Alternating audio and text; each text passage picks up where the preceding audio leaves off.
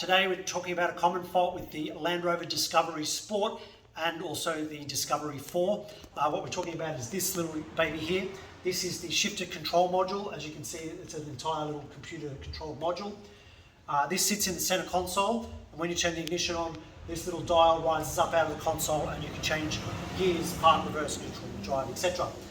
When this fails, one of two things happens. That button either won't come up, or if it does come up, sometimes it'll still come up, but won't let you select the gears.